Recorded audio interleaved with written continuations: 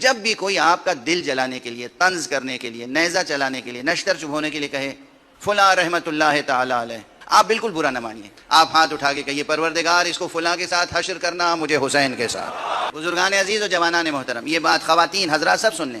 غصہ آتا ہے، مجھے بھی آتا ہے، غصہ آتا ہے، دل جلتا ہے، خون کھولتا ہے.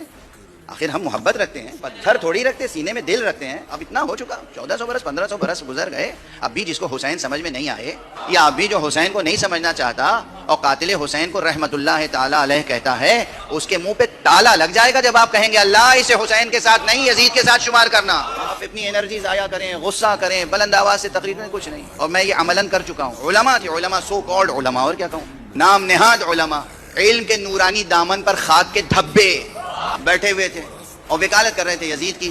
میں نے پہلے تو آسانی سے کچھ مثالیں دی. میں نے کہا کہ بھئی ایک مسئلہ صرف امام حسینی کا نہیں ہے، کعبے کو بھی جلایا تھا اور ڈھایا تھا. اور مسئلہ صرف کعبے کا نہیں ہے، مدینے میں جا کر ہزاروں اصحاب پیغمبر کو تحقیق کیا اور ہزاروں صحابیات اور صحابیات کی بیٹیوں کی آبرو ریزی کی گئی. تحقیق طلب مسئلہ سمجھتے ہیں تو میں مولانا آپ سے اب کوئی بحث نہیں کرنا چاہتا. میں صرف ایک دعا کر رہا ہوں، آپ سب آمین کہیں، اور میں رخصت ہونا چاہتا ہوں چونکہ میں انہی کے آفس میں بیٹھا ہوا تھا. پروردگار آپ کو یزید کے ساتھ روز محشر محشور فرمائے، مجھے حسین کے ساتھ. خدا کی قسم کہہ رہا ہوں آپ کے ساتھ منبر پر، وہ تعداد میں بھی زیادہ تھے، چہرے پر ایسی سیاہی چھائی جیسے لگا کہ جہنم کے شعلوں کا دھواں آ گیا.